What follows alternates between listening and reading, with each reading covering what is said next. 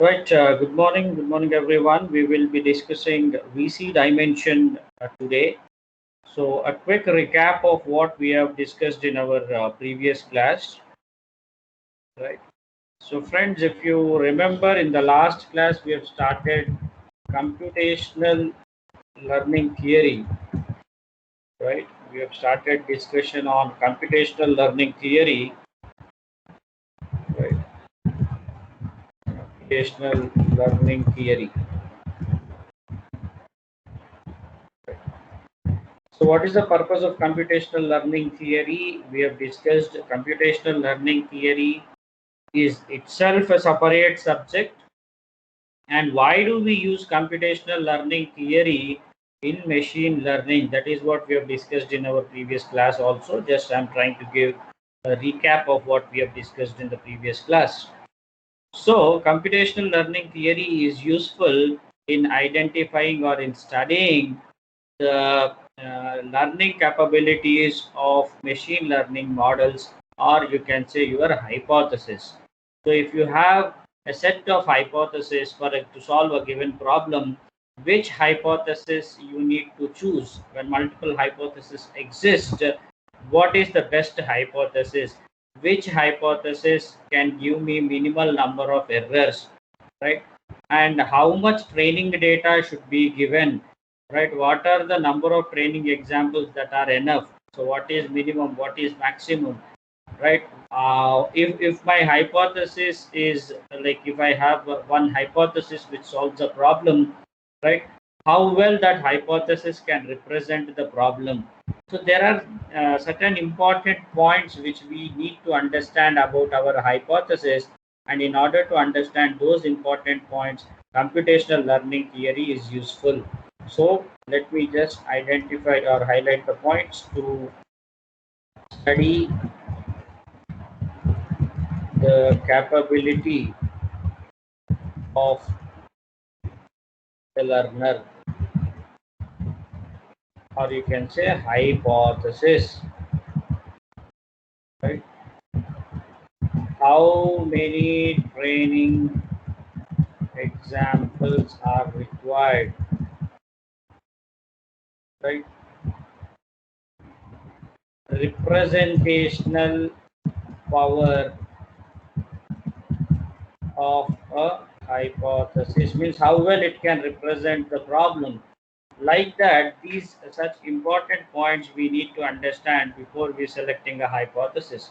So friends, in order to answer these questions, we use computational learning theory as part of our machine learning. Otherwise, computational learning theory itself is a separate subject. So under computational learning theory,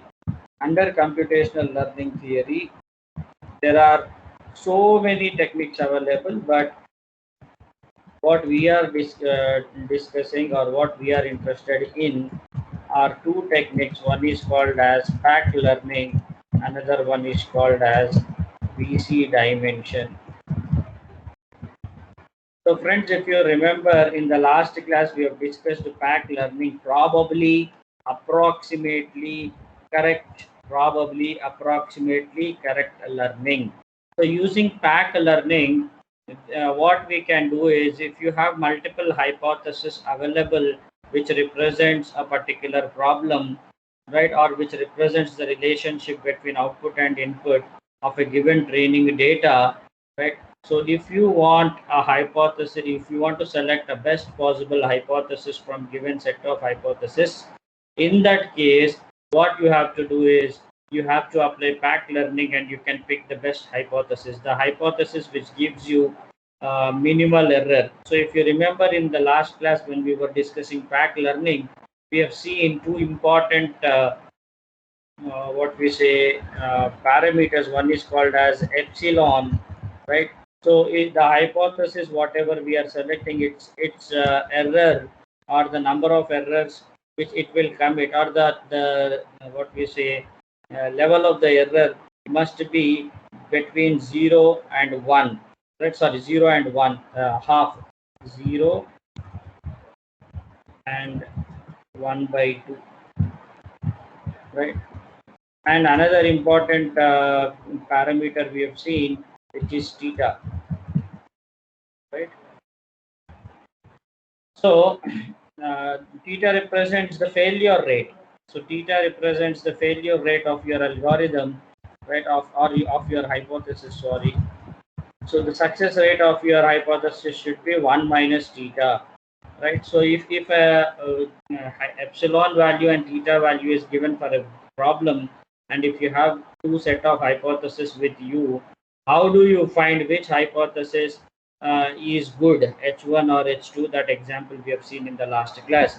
So similar kind of problem you may expect in your mid examination, right? But generally in external examination, I don't think you will get pack learning as a part B question. Pack learning probably would be a part A question for 3 to 4 marks, like that, right? So in continuation to pack learning under computational learning theory, we have another important concept called as VC dimension, right?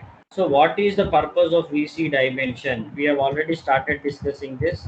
So VC dimension is used to study the capability of a classifier, right? To be more specific, of a binary classifier, right? So what this VC dimension will tell you, or where this VC dimension will help you, is, right, if you have some given data points, how well these data points can be shattered. See, it's a binary classifier, means how many classes you will get in a binary classifier. Binary means two. So in binary classifier, you will get only two classes. You call them yes or no, you call them true or false, you call them positive or negative. It's up to you. So there are only two classes in a binary classifier. Let me represent them as positive and negative examples, right? So how well you can categorize, means how a classifier, or which classifier or which hypothesis can properly classify the data points, right? How well data points can be classified, that will be studied under VC dimension. So friends, to understand VC dimension, let us take an example. We have already started that example in the last class, right? But let me tell you, right? Let us begin it from the beginning so that you understand VC dimension in detail, right? So this part I will erase now, and let me take my pen.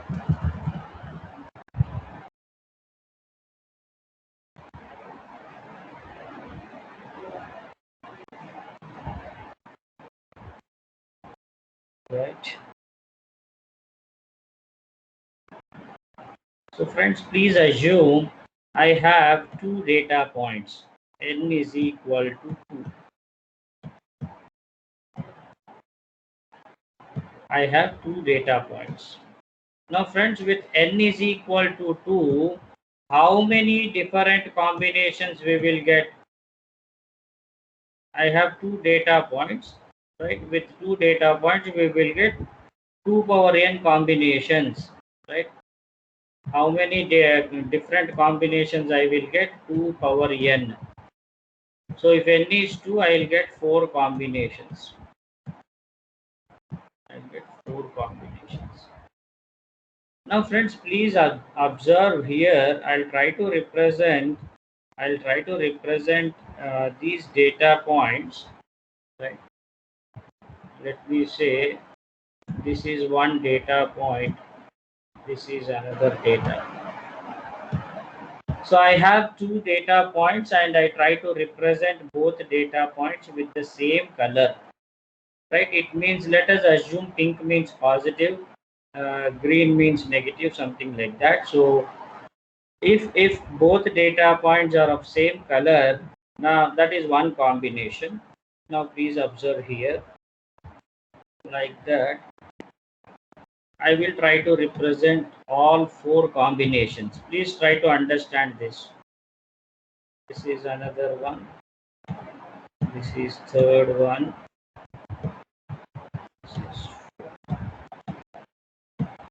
So what I'll do here is 0 0 0 1 1 0 1 1, 4 combinations I'll get. So 0, 0 means both are negative. Let us say pink means negative and green means positive. So what I'll do is I'll represent both points with green. This is positive, right? So somewhere here I'll write it for your convenience. Somewhere here I'll write mm, pink means negative, right? And green is positive. Green is positive, right? So this two pink symbols means 0, 0 and two green symbols means 0, 1. Now what I'll do is I'll represent this is 0, 0. Now I call this one as 0 and 1.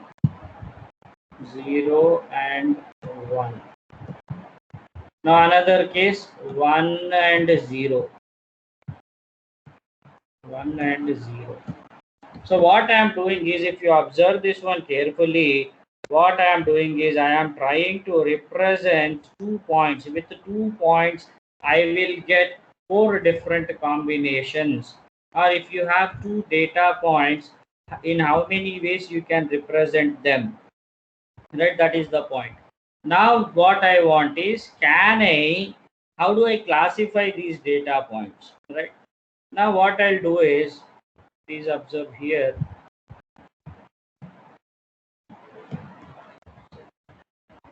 what I'll do is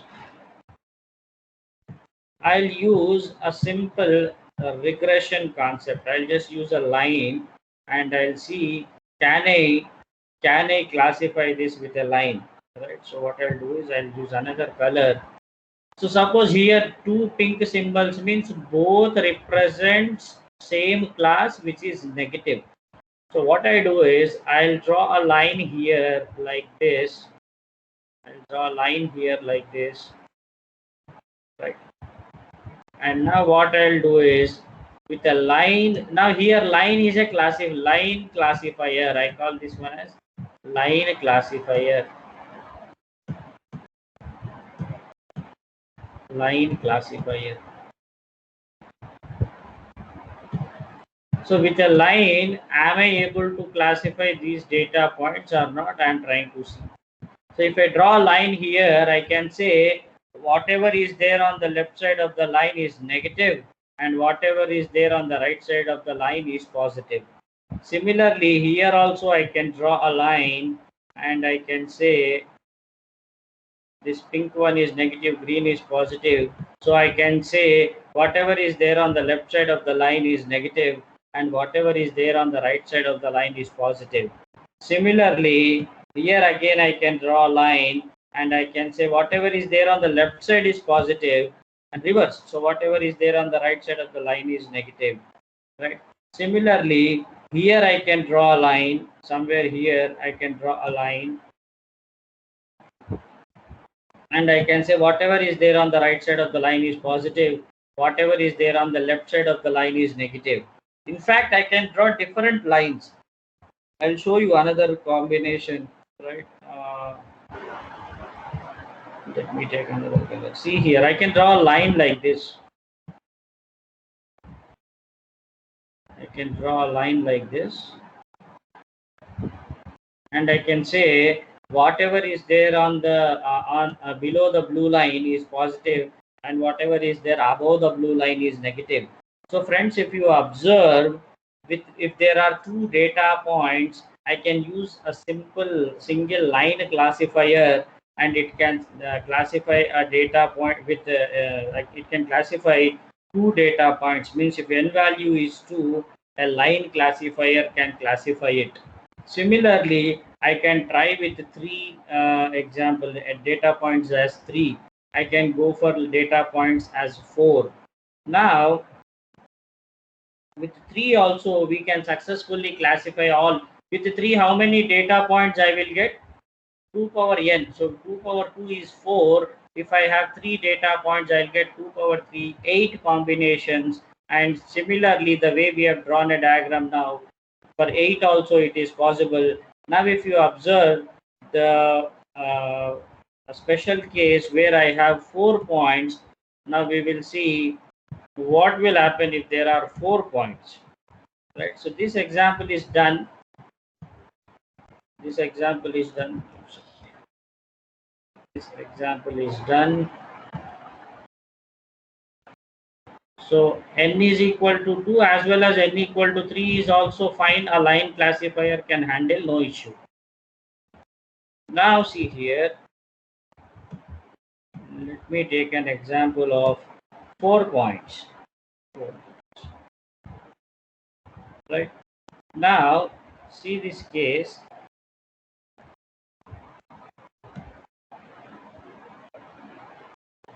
This is negative. This is negative, and this is positive. This is positive. Right.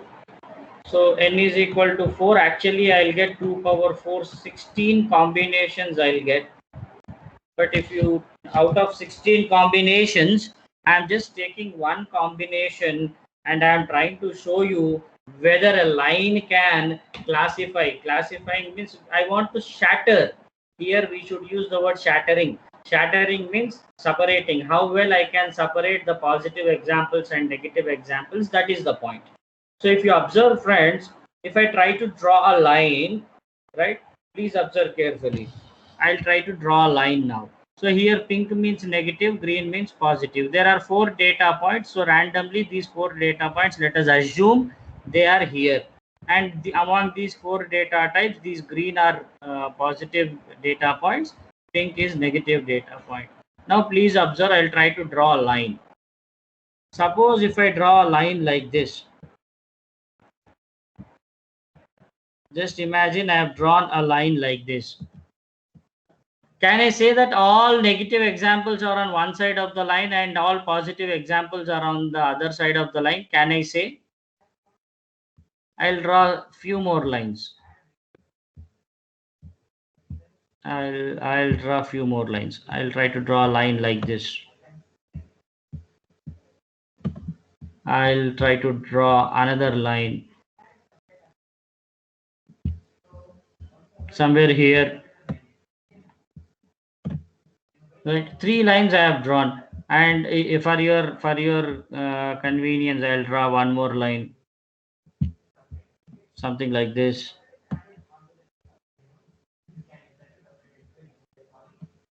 So can you tell, is there any line? I've tried 1, 2, 3, 4 lines I've tried. Can you tell, is there any line which is successful in separating positive examples and negative examples? Please observe this and respond in the chat box.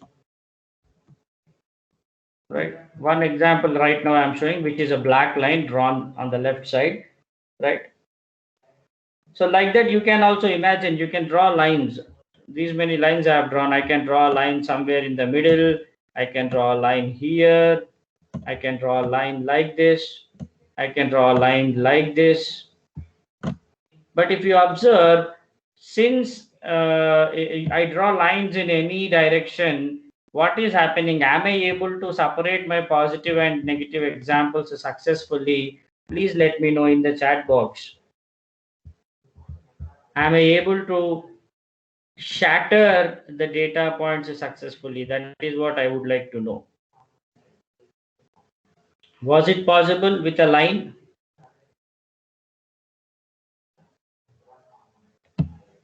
Was it possible with a line? Please respond in the chat box.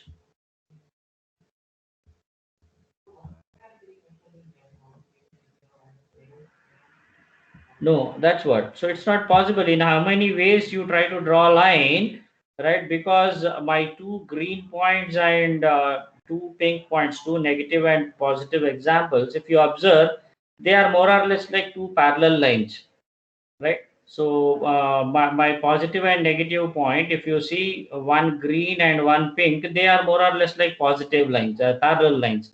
So obviously, if I try to draw a line, so that I can separate them. It was very, very difficult, and it is in fact not possible.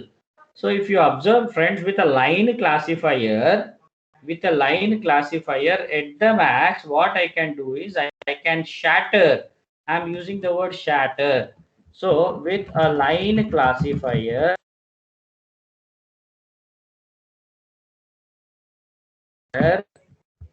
3 data points means when n value is 3, I can manage. When n is equal to 4, it is not possible for line classifier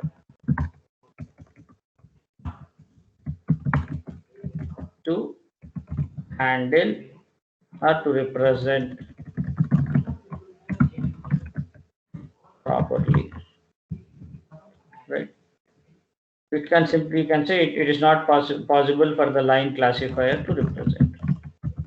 Fine. So friends, here what do you mean by n data point? What is n? So line classifier means line means y equal to mx plus c. Regression example. So when n is equal to 3, n equal to 2, line classifier was able to successfully shatter the data points. It means that here n is data points. Data point is nothing but two different data points means two different parameters. Three different data points means three different parameters, right? Four different data points means four different parameters. For example, please try to recollect our playing tennis example. In that data set, how many attributes or how many parameters we had? We had four parameters. Parameter 1, overcast. Parameter 2, temperature. Parameter 3, humidity. Parameter 4, wind. Right? So friends, if you notice that in that example where number of parameters were more than 3, right? So with VC dimension or with the help of VC dimension, what I can understand is I can't use a normal regression concept.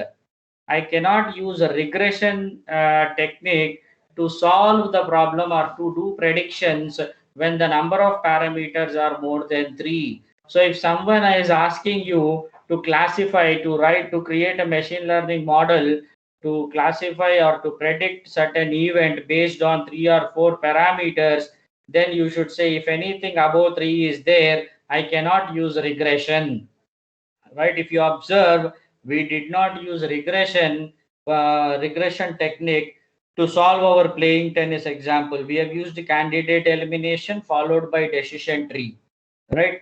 So that is the benefit of that is the importance of VC dimension. It will tell you not only this line classifier, friends, not only a regression example, whatever machine learning model you create, for every machine learning model, for every classification model, right?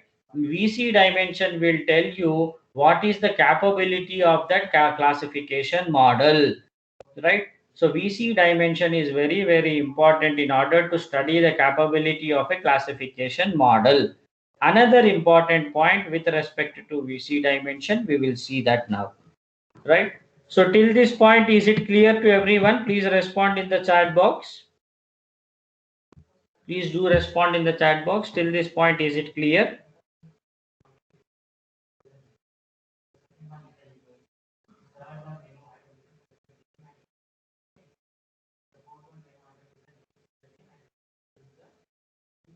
Yeah, please respond.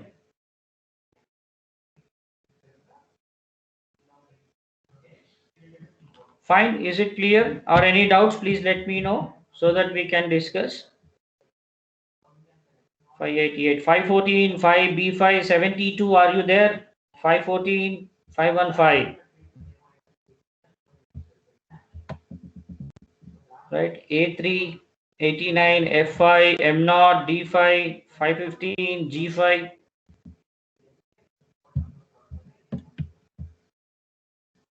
Yeah, that's great. That's great. So another important formula which is with respect to VC dimension, please observe this carefully. Another important formula is there.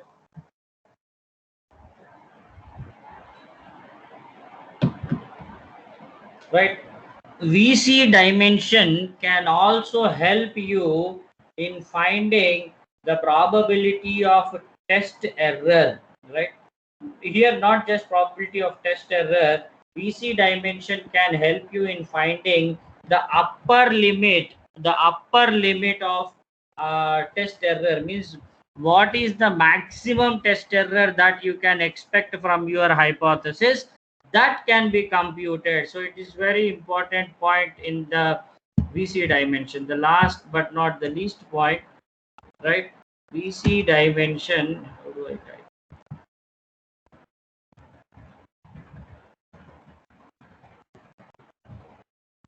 Using VC dimension, we can find the upper bound of the test error, right? So this is very important, my dear friends. Using VC dimension, we can find upper bound of the test error. Further, the formula is there. So what is test error and training error? Training error means, suppose if you have training data with 14 records, means in training data you already know the output also. So what you do, you will test your hypothesis on the training data on the 14 samples. For example, if there are 14 records in your data, on those 14 samples, how many our hypothesis worked properly or worked correctly on how many records. Let us say out of 14 records, for 10 records my hypothesis gave the correct answer, and for 4 records it gave a wrong answer. So you can say training error is 4 by 10. 4 times it failed out of 14, sorry, 4 by 14. So like that, training error means the error amount of error committed on the training data, right? And test error means on the test data how much error this hypothesis can commit. What is the upper limit, or the what is the maximum error that it can lead to on our test data. Even that can be computed with the help of VC dimension. So VC dimension can help us in finding the upper bound of the test error using this formula. What is the formula?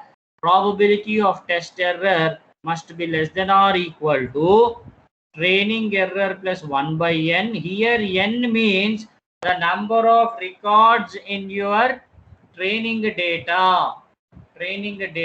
Number of n is the size of training data. Means if you recollect our play tennis example, it will be 14 records. So 1 by n into d of log 2n by d plus 1. And what is this d? Where d is the VC dimension of the classifier model. So D represents the VC dimension of the classifier model, right? In our previous example, what was the value of D? N equal to 2, it was working properly. N equal to 3, it was working properly. N equal to 4, it failed. So line classifier was the example in our previous discussion, and line classifier was able to shatter the data points where n value was 3. Beyond 3, it could not able to shatter. So for line classifier, the d value will be 3, right? So how many data points it can shatter successfully, that is called the d value in this particular formula. So where d is the VC dimension of the classification model. So probability of test error must be less than or equal to training error plus square root of 1 by n into d of, so what is n? N is training data size, d is your VC dimension value, and log of 2n by d plus 1 minus log of n by 4, right? This small n must be less than or equal to, it should be between 0 and 1. So if you observe, friends, this probability value, whatever they are computing using this formula, it should be equal to 1 minus n. Right. So what do you mean by equal to 1 minus n? Why it should be equal to 1 minus n, where n is between 0 and 1. So the least possible value for n is 0, maximum possible value for n is 1. So what will happen if I substitute that? 1 minus n means 1 minus n, small n. So if this small n is 0, then it will be 1 minus 0, 1. If small n is 1, then it will be 1 minus 1, 0. So this probabilities should always lie between 0 and 1. You know that very well. Probabilities can't be less than 0, can't be greater than 0. So to ensure that the probability of test error lie between 0 and 1, we are doing this subtraction, right? It should be equal to, this value will be always equal to 1 minus n, right? So friends, it means that this probability, whatever you are going to compute, will be between 0 and 1 only, right? Now for example, if I have two classifiers, let us assume if I have two classifiers, I'll give you an example here. Let us take our playing tennis data set, my dear friends. In playing tennis data set, we have 14 records. So capital N is 14, right? Now, let us assume I have solved that playing tennis example, that machine learning problem. I have solved it using decision trees. Let us assume I have constructed two decision trees. To solve the same problem, I had constructed two decision trees. One is called as D1 and another one is called as D2. So friends, now you may ask me, sir, which decision tree will be good? Both will be solving the same problem. Both will tell me for a given condition whether a person will go for playing tennis or not. Both will do the same thing. But which decision tree is good, which decision tree is more accurate? In that case, I can apply this formula, probability of test error I can find, and it should be less than or equal to training error plus. So training error will be same for the same, because the same data set we have. So I will apply this formula. If training error is x plus square root of 1 by n, n is 14. Now here in the d value, I will substitute the VC dimension value which I got for my first decision tree. D1 value will come and rest of the formula will be as it is. Similarly, I will compute my probability of test error for D2 also, right? 1 by 14.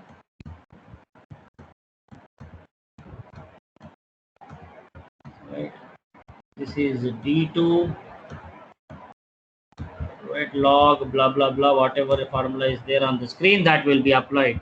Now when I substitute when d value is replaced with d1 and d2 respectively, I will get two probabilities. Whatever answer is whichever probability is least, that particular decision tree I will take. For example, if the probability of test error for d1 is, let us say, 0.02, and probability for what we say D2, if the probability of test error is somewhere between 0.20,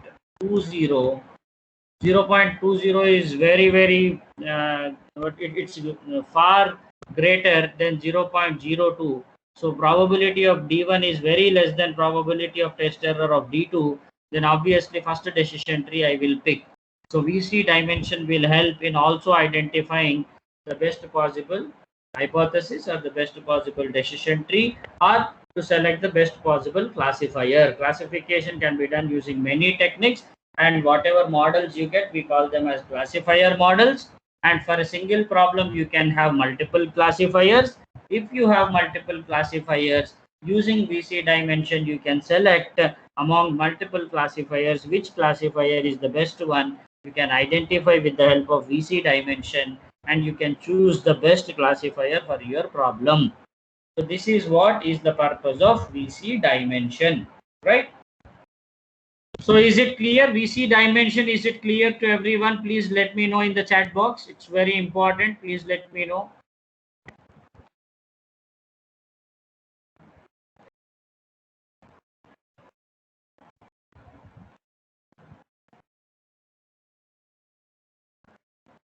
Please respond in the chat box.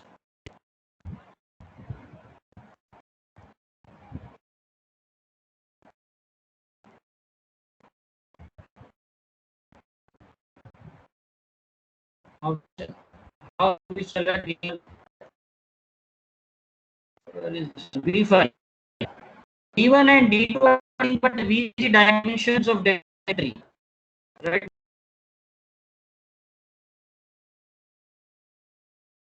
Classifier. We can also compute VC dimension for decision tree, VC dimension for what we say multiple regression model. For every classification technique, whatever classification algorithms are there, for every classification algorithm, we can find VC dimension, right? So for multiple regression, we can find VC dimension. For linear regression, we can find this VC dimension. We can find VC dimension for decision tree. We can find VC dimension for naive Bayes classifier. For all classification models, we can compute VC dimension. So if I have two decision trees called as D1, D2, I will find VC dimension of D1, VC dimension of D2. Those values are substituted in the formula in place of D, right? So if there are two decision trees, I will get two probabilities of test error.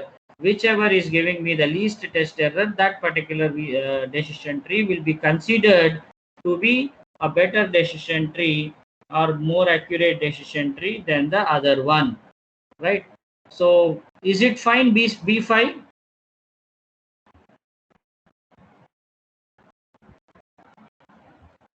Yeah. So that's great. So we will move on. Now just have a look at the syllabus. We are in unit 3. Every now and then I'll show you the syllabus so that you understand like whether each and every topic, all topics are being covered or not in the class. So I regularly show the syllabus to my students. That is my habit. So friends, we are somewhere here.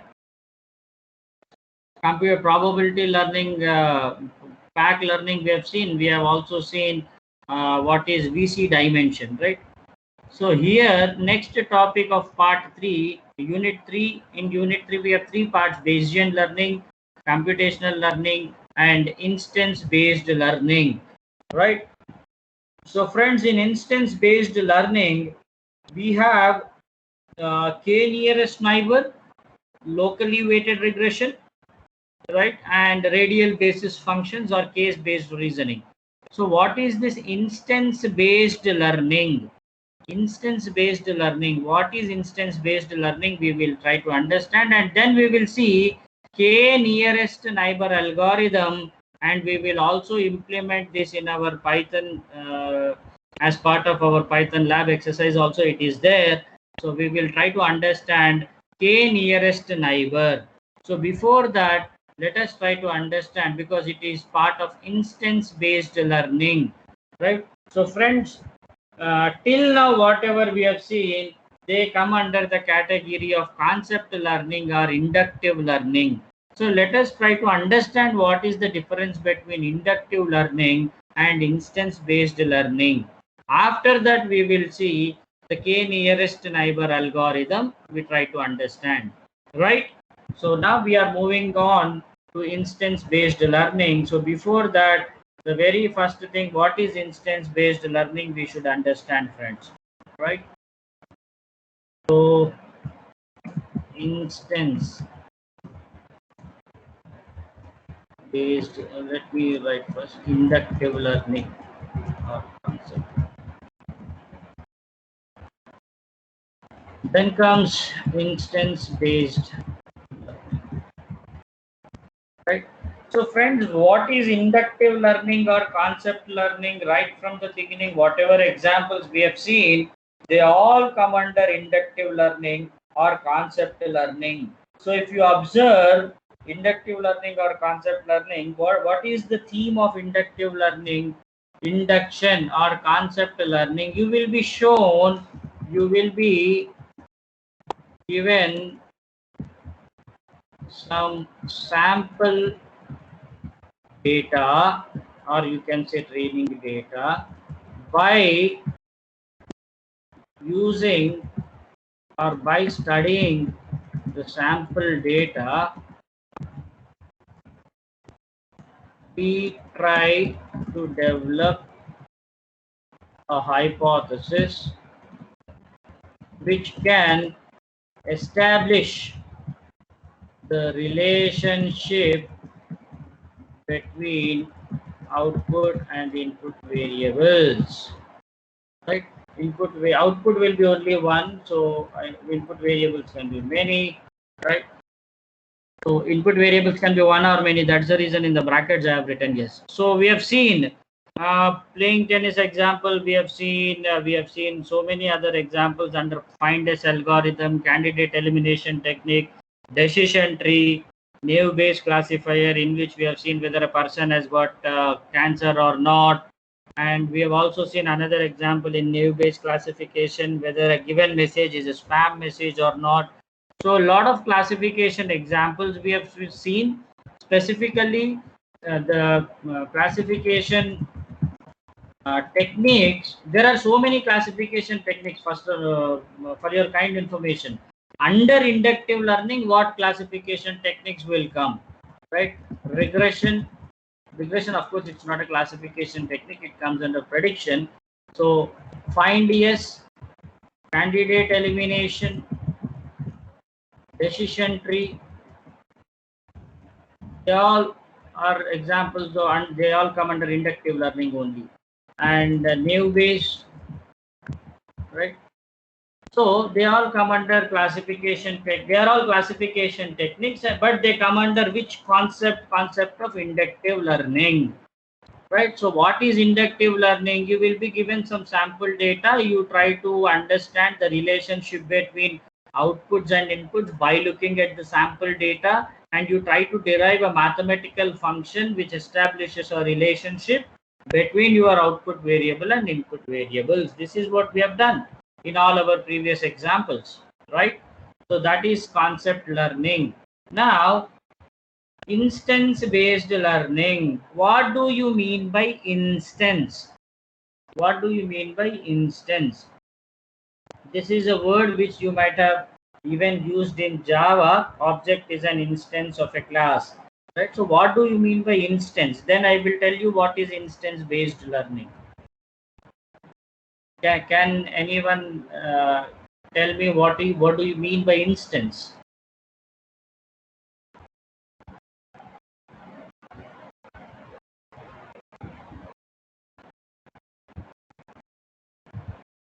Guess.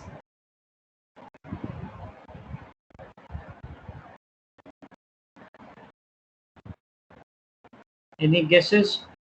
There are no negative marks or no concept of penalizing you or shouting at you if you give wrong answers. You please happily respond. Try to guess. What do you mean by instance? What do you mean by instance? 514, E3, F9, 560, 5F8, H7. You all already studied Java, and instance is not a new word. So I expect you people to guess what do you mean by instance, or you can try to express what do you mean by instance, right? So please respond in the chat box.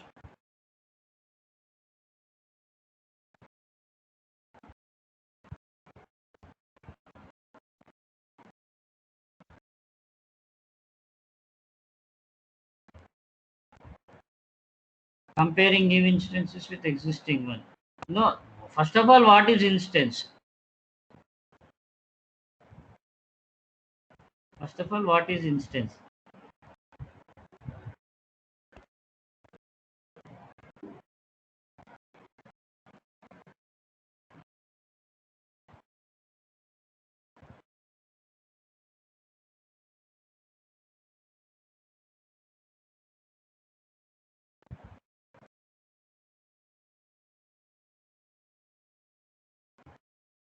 An example in training data, it is an example Yeah, that's true. From training data, an instance is an example from training data. But in instance-based learning, the meaning of instance in this word is little different, right?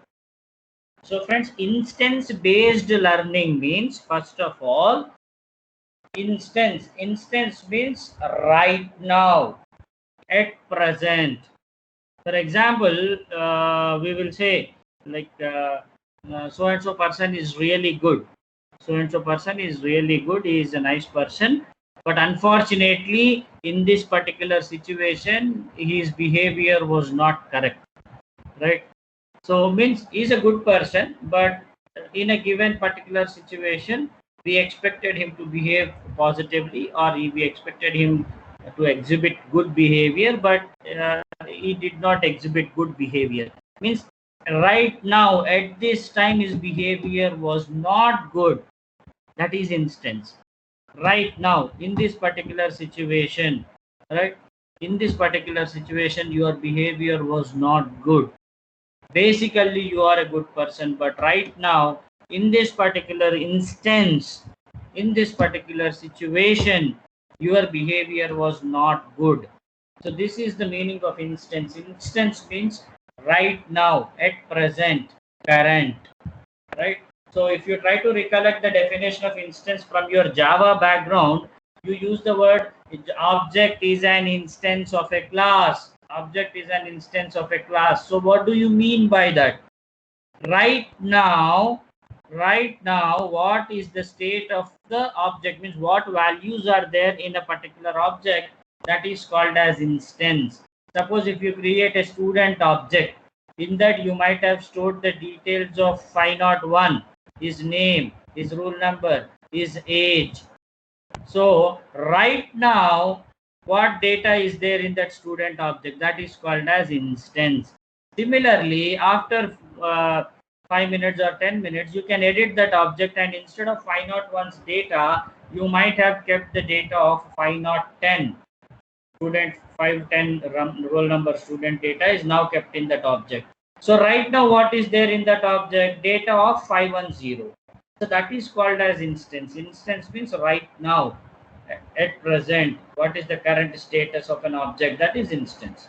Similarly, coming back to instance based learning, right?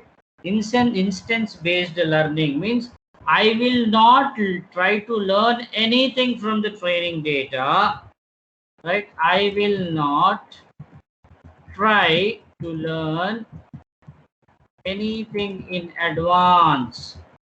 See, try to understand, try to observe this point. This is very interesting and important. I will not try to learn anything in advance. I will not try to learn anything in advance, right? Instance based learning. Instance based learning means whenever a classification problem is, whenever a classification is required, whenever classification is required, at that time I will try to do classification. So no advanced training or no learning in the beginning. Whenever some problem comes, then I will try to solve it at that point of time. That's the reason it is called as instance based learning. Right now you give me some task, you ask me to classify it. At that time I try to classify it. So that is called as instance based learning, right? So friends, since we are not doing any kind of training activity or learning activity in advance, this instance based learning is also called as instance based learning. Based on its nature, based on its nature of learning, we call it as lazy learning. Lazy learning, right? So you have some data points, you have some training data, you are not doing any kind of classification in advance, you are not at all looking at your data. What you do is whenever a classification problem comes, then only you will try to decide to which class that particular date record belongs to, whether it is a positive example or negative example, whatever it is. So under this instance based learning, you have so many algorithms, and one of the widely used classification algorithm is KNN algorithm. So one of the widely used algorithm. So example, I can say example of instance based, right? In our syllabus also we have seen example of instance based learning is KNN. KNN stands for K nearest neighbors, right? So let us try to understand this KNN algorithm. It's very important. So first what I'll do is I'll show you the algorithm, steps of that algorithm, right? We will just read it out. Obviously we will not feel it so comfortable when we read the theory. That's the reason we will take another example followed by that algorithm. Then we try to understand what is the meaning of that one, right? So,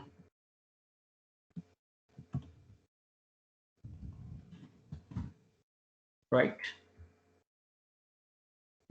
Hmm. See here, friends, there are, this is KNN algorithm, and the steps involved in this KNN algorithm are shown here.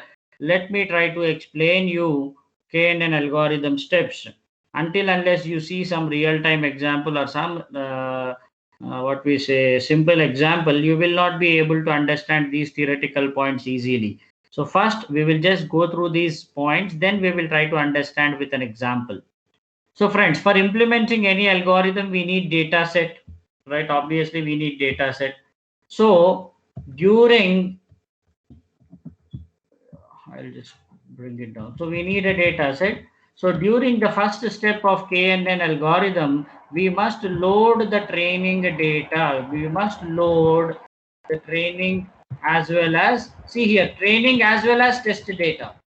So you need to load our entire data, both training data, test data. In our previous examples, first of all, we used to work with training data. Then we used to check whether it is working fine with training data or not. What is the performance of the algorithm on training data? Then finally, we will move to test data, right? But what is happening in KNN? It is lazy learning technique. It is lazy learning. It will say no, I'll not learn anything in advance, like doing some learning on training data. Then with some maturity, I will go and work on test data. It's not like that, right? What KNN says, I'm a lazy learner. Whatever data you have, you just load everything. Training data, test data. Fine. That is step one. Step two. Next, we need to choose the value of k. We need to choose the value of k, that is the nearest data points. K can be any integer. K can be any integer, right? So for each point in the test data, we will try to understand what should be the ideal value of k, that we will come to know, right? Step 3, for each point in the test data, do the following. What I should do in third step, there are again sub points in it. 3.1, calculate the distance between test data and each row of training data. Calculate the distance between test data and each row of training data with the help of any of the method, namely namely Euclidean distance, Manhattan distance, or Hamming distance. One of the most commonly used method is Euclidean distance. So when I am using the word try to calculate the distance between the points using Euclidean formula or Hamming distance, so you can straight away understand by these statements that KNN algorithm will be more suitable or more applicable if you have your data in the form of integers, right? So mostly if your data is in the form of integers, then only this will be more useful. So first find the distance between your test data and each row of training data with the help of any of the method, Euclidean, Manhattan or Hamming distance. Euclidean distance by default people will use.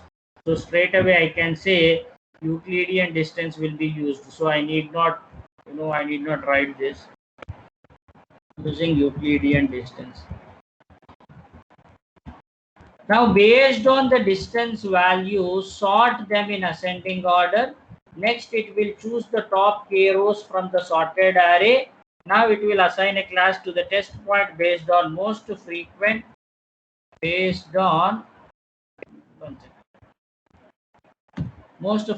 class of these rows. Right? Step 4, end. Now, as I told you, if I simply read out the algorithm, obviously it will be very, very difficult for you to understand what exactly I mean by KNN algorithm. So friends, we will take an example and we will try to solve this problem. We will try to solve this problem with a simple example, right? So whatever steps we have read out, whatever steps we have just gone through now, we will try to understand the meaning of those steps, right, with the help of this simple example. See here, I have my data sets, right, and I'm trying to represent my data points, right, based on some criteria. So I have my x-axis, I have my y-axis. Let us assume x-axis is MSET rank, which is a very common example which we are taking in our recent classes. Let x-axis represents MSET rank and this y-axis represent the marks of the students in 10+2, or you can say intermediate education. So what is the percentage of marks which the student has got in intermediate, that is represented across y-axis, and what is his entrance rank, entrance exam rank, MSET rank is represented on x-axis. Now, based on the exam MSET rank as well as intermediate marks, I would like to predict whether a student may get, in our previous example, I used to say whether a student may get a seat in our college or not. So in that case, there were only two possible outcomes, whether he may get a seat in our college or not, yes or no. So only one college was there, like output variable, which was our college. Now instead, let us assume I have three options. Let us say, as based on his MSET rank and intermediate marks, let us assume whether a student will get seat in, I need to predict whether a student will get a seat in Usmania University or JNTU University or maybe in KL University. Of course, KL is private, so let me assume that KL is also a government university as of now. So friends, now what I do is I'll try to plot my previous examples. I have some data sets, right? I have my data set, right? So let me draw some data points here. Blue,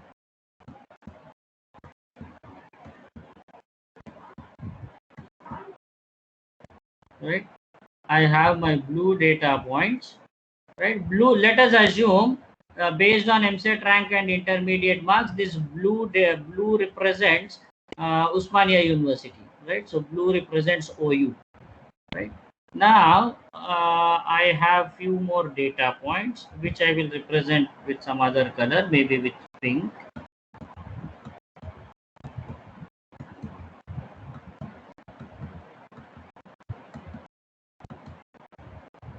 Something like this.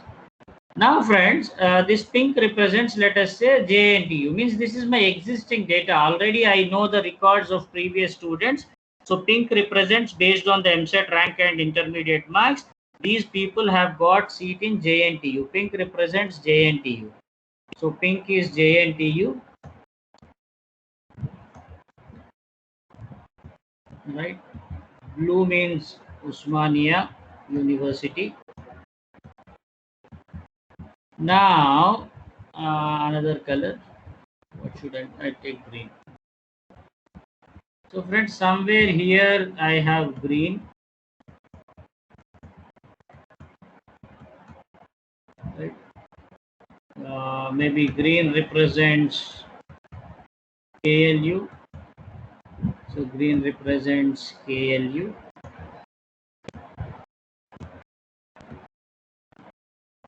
Right. So till this point, is it clear? The problem representation of the problem, or what I am trying to represent. Is it clear? The question is clear. Please let me know whether the question is clear or not. Please respond in the chat box.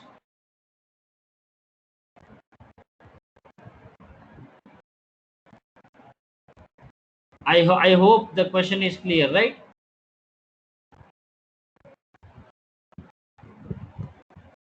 Right. So let me solve this one now. Right. So friends, now this is my, let us say, last year data, based on which I know that, okay, uh, if this is the MSET rank and the intermediate marks, uh, people have got seat in JNTU, people have got seat in OU, people have got seats in KLU. Now I need to predict something. I need, and now how many classes I have in this problem? There are 3 classes. So number of classes are 3. Number of classes are 3. So JNTU, OU or KLU. There are 3 classes. There are 3 classes. Right. Now please try to understand. This is my test data. I am putting something here. This is my test data.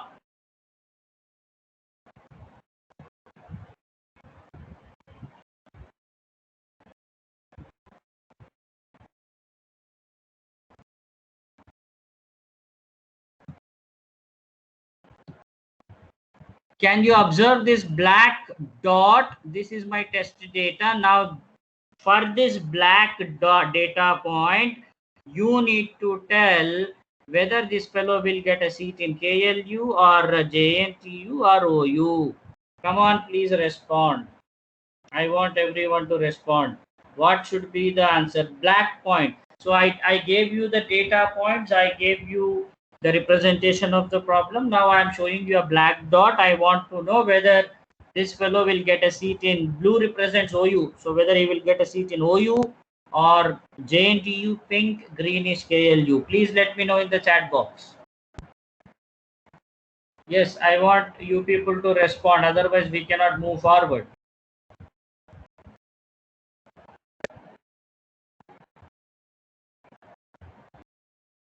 Yes, please respond in the chat box. What will happen to that black point? There are only 3 classes, either JNTU, OU or KLU. By looking at the black point, what can we say? B5 says it is Usmania University. Next, 514, 588, B6, J0, C7.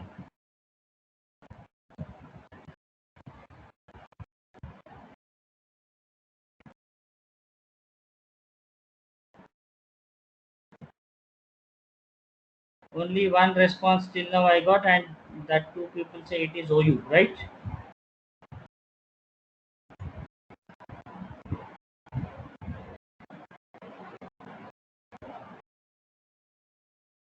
B5 says it is because of US's content.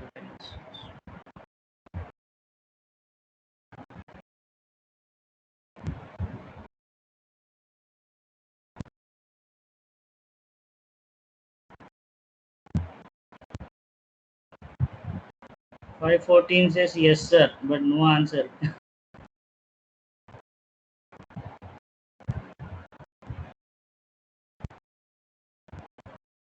So listen now, listen carefully. So just by looking at the data point, it will be very, maybe by looking at the data point, if it is like a graph, you can try to guess like, okay, it is close to blue, so I will say this fellow will get a seat in OU.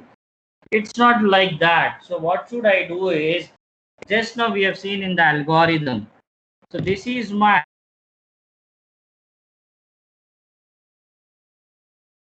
means I want to know for this particular data point, whether it belongs to which class, whether it belongs to the class of blue where it represents OU, or it represents the class of pink which represents JNTU, or it represents the class of green which represents KLU. How do I know? So what I do is I need to find the Euclidean distance between my black point, the test data. What is the distance between this one and this one? What is the distance between this one and this one? What is the distance between this black point and this pink point? What is the distance between this black point and this blue point? What is the distance between this black point and green point? Right? So by looking at the graph or by looking at this example, you can easily say that what are the data points which are nearby this black point. But if it is a table, if it is a table, if it is a numerical data, you can't simply tell which one is closer, which one is far away. So what we will do is we will try to find the Euclidean distance between my black data point, my test data, and Euclidean distance between this with all other data points. With all other data points. So with black, let us say, I'll see from all blue points, right? From all blue points, how far is my black point? And from all green points, how far is my black point? From all pink points, how far is my black point? Right?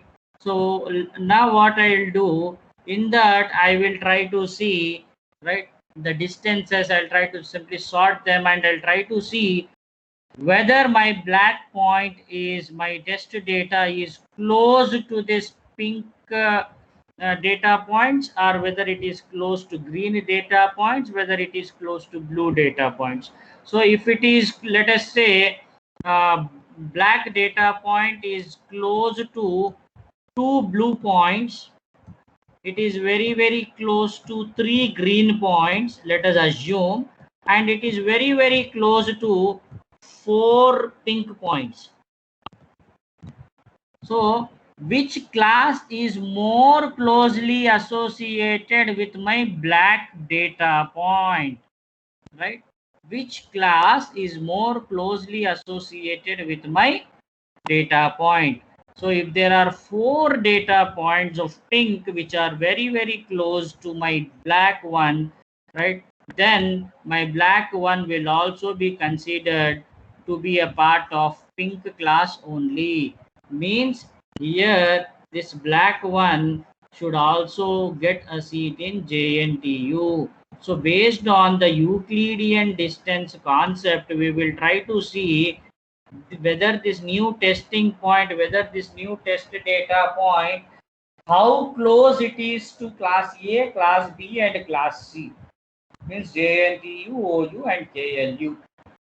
How close it is. Means how many data points are there in pink class, class A, how many data points are there in class B, how many data points are there in class C.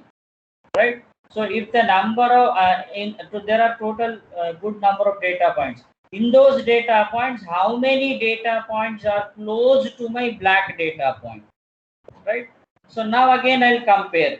So if there are 2 data points of class A close to black data point, if there are 3 data points of green close to black data point, and if there are 4 data points which are close to pink class, then depending upon the number, like whoever is more close, which data points, which class is more closer to my black data point, that particular class will be identified, or that particular class will be assigned to my test data.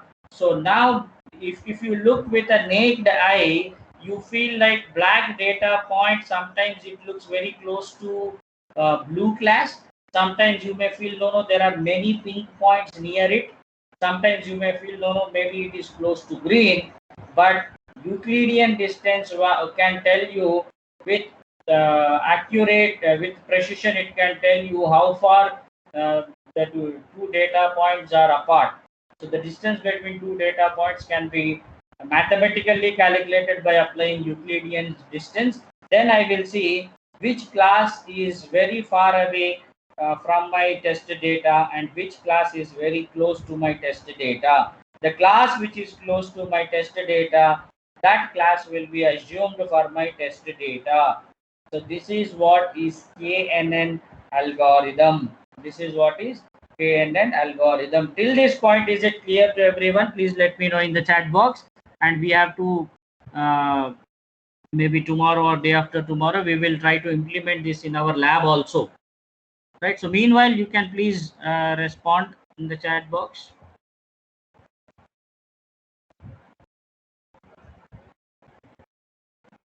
Please respond in the chat box.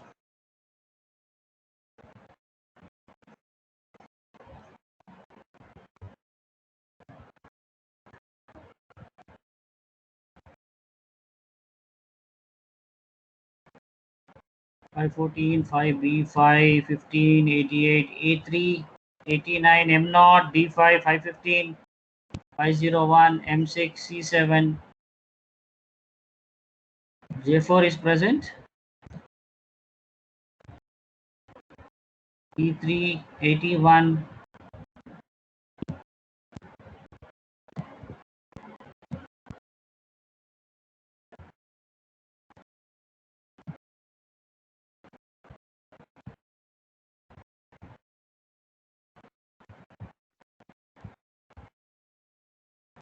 Yeah, please respond. Is it clear how KNN works? Is it clear to everyone? Please respond.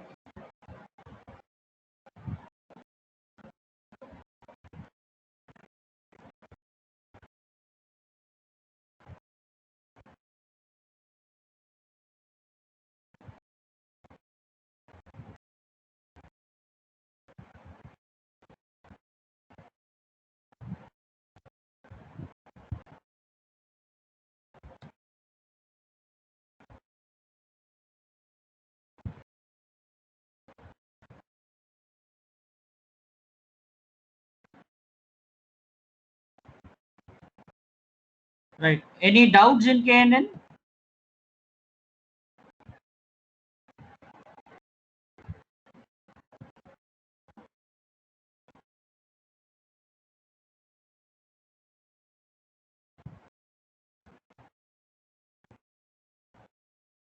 Any doubts in KNN? In KNN, actually, I was expecting a question from your side. In KNN, you can ask me a question, sir, what will be the value of K? What will be the value of K? Right? So friends, the value of K, that's very important, because K represents the number of possible classes, right? So in our case, the value of K is 3, because we had 3 classes. Either a student may get a seat in Usmania University, JNTU, or KLU. There were 3 combinations. So how many output classes you have, that will be represented with K, right? So similar to KNN, we have another algorithm called as K-means, which we discuss under clustering techniques. So where we really don't know how many possible outcomes you may get. In that case, defining the value of K is little tricky, right? In K-means, the determining the value of K will be little tricky, but in KNN, you can straight away say that value of K is equal to number of classes. And in classification problem, class labels are already known. So classification, in classification algorithm like KNN, you can say K is equal to number of classes. And in our previous example, we had three classes, right? So that's what is KNN algorithm. And if you have seen the algorithm, so after seeing the example, now if you visit to this algorithm once again, now it will make a little sense. Now we can understand, okay, what this algorithm is talking about, right? It says for each point in the test data, do the following: calculate the distance between test data and each row of training data with the help of Euclidean distance. Now, based on the distance value, sort them in ascending order. Next, it will choose the top k rows from the sorted array. Then it will assign a class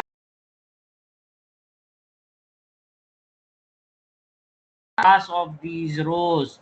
So what do you mean by this, right? So what I'll see, my black point, how close it was to blue, how close it was to pink, how close it was to green, and which class I need to assign to my black dot.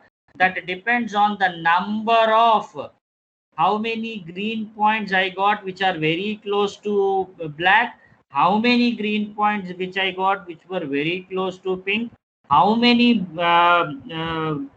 blue points I got which were very close to pink, black point. That number I have to see based on the most frequent or frequent occurrence, or based on the maximum number of occurrences, means how many times blue was found to be very close to black, how many times pink was found to be close to black, how many times green was found to be close to black point or test data. Depending on that, whoever is appearing more number of times, that particular class will be assigned to our black data point. So in our previous example, we were expecting that new data point represented with black color, that fellow should get a seat probably in JNTU based on our previous example, right? So friends, this is what is KNN, and hopefully in our next class we try to implement KNN in Python, right? So now before we move on, what we will do is, let us try to what is this, sir? One question, sir. Top k rows means first three rows. No, it need not be like that. If you try to recollect the diagram which we have drawn, right? So the Euclidean distance, when we compute between black point and remaining points, whatever distance we are getting, based on the distance we are trying to sort the entire table. So if you observe in the diagram, we had around 5 to 6 blue dots and around 5 to 6 green and around 6 to 7 pink dots. If you try to combine them, if you try to convert that graph into a table, we will get around 18 or 20 records. So in those 18 or 20 records, what I do is I will compute the Euclidean distance between the new record, the test record, with, I will compare what is the Euclidean distance between my test data and record 1, right? Then I will compute the Euclidean distance between my test data and record 2.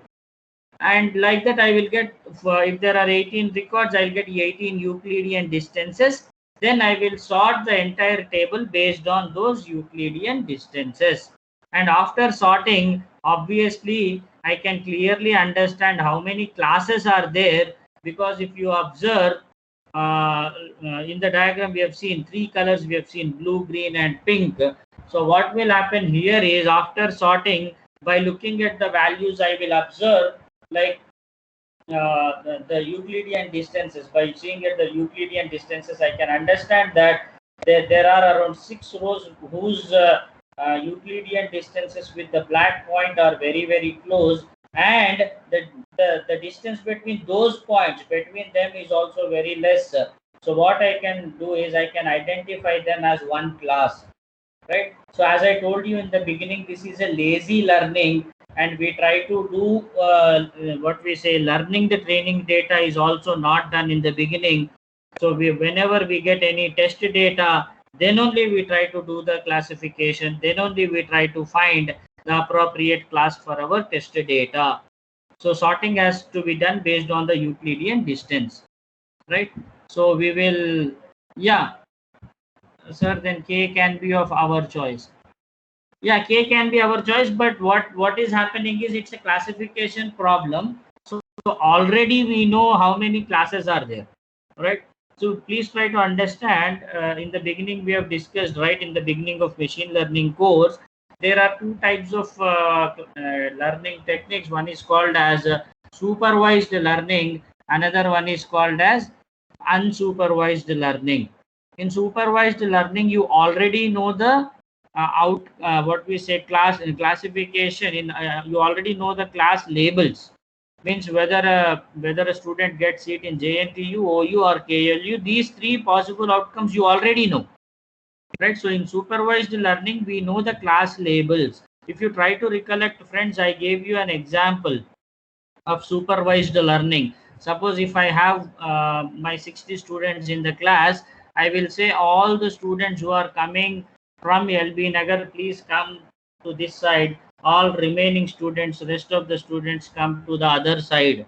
So if I try to group my students like this, in this example, I already know that I will get two groups.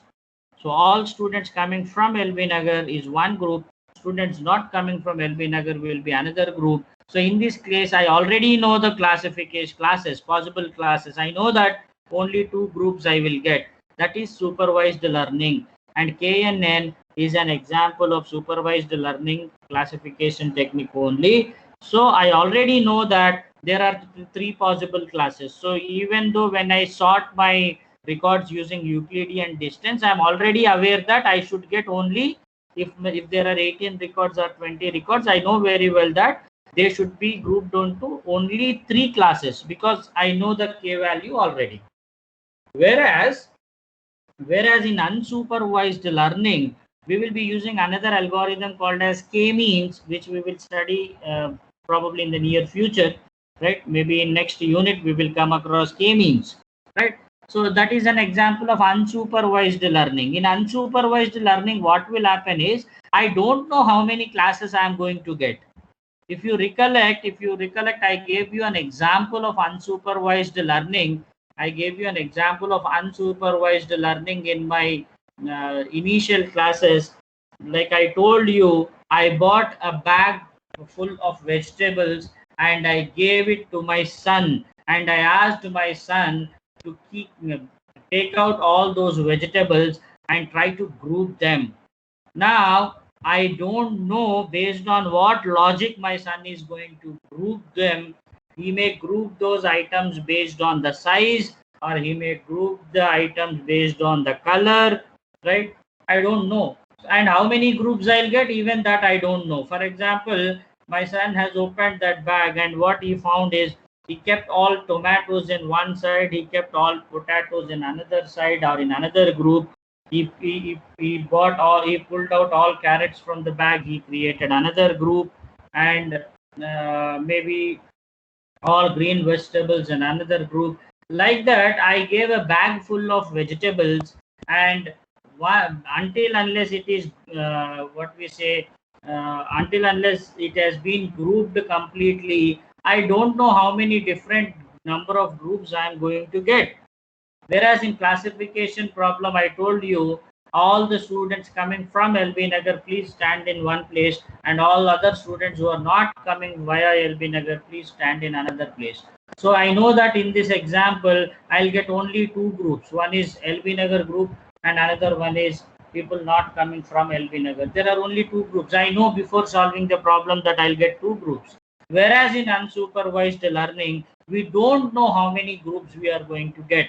It can be three, or it can be more than three, or it can be four. For example, I gave a bag of vegetables to my son, and my son may think that my son may think that tomato is red in color, carrot is also almost red in color.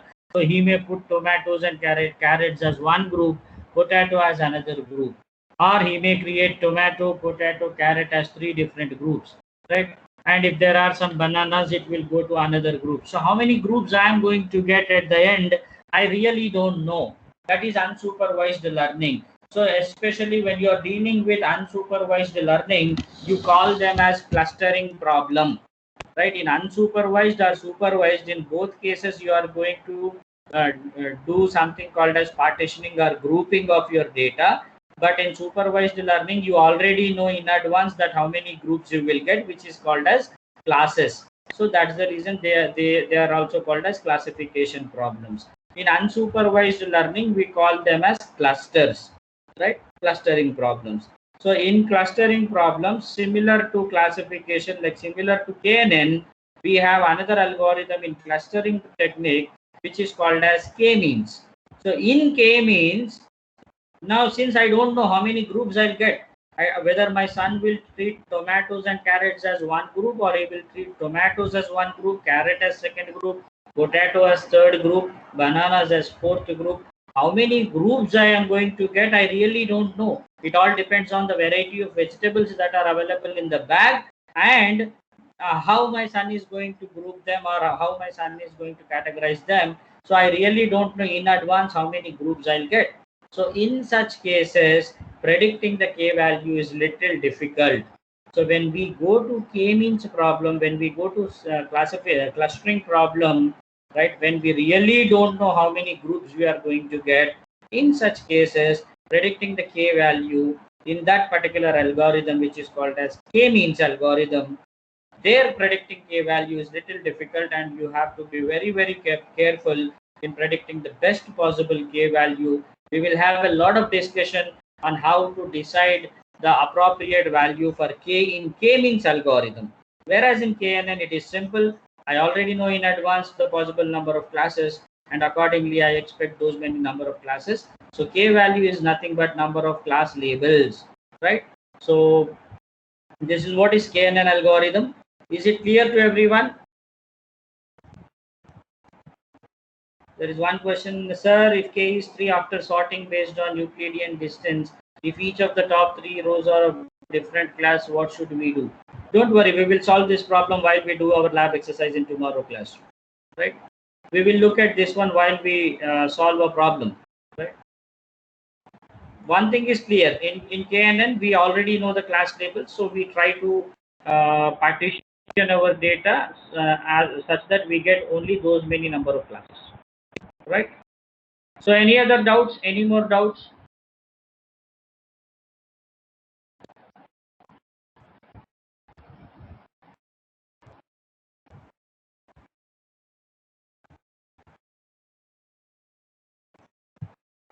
Yeah, any more questions, sir? Then J4 has something to say. Not a k can be of our choice. In the question itself we will know how many classes are there, so k is equal to number of classes. In k means we start assuming the value of k, and we try to find the best possible value for k. In k means we will try to find the best possible value for k. Whereas in classification, k is always number of classes. Right? J4, is it fine?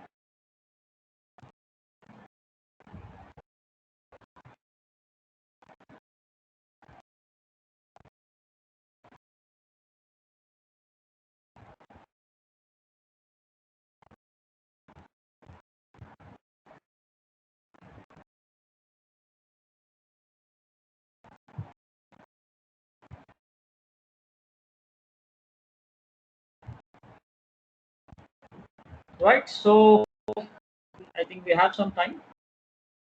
7:05. Right. So I'm done with KNN today. So tomorrow we will try to implement KNN in our lab uh, in the afternoon session, right? And if possible, we will also we are supposed to implement new based classifier also.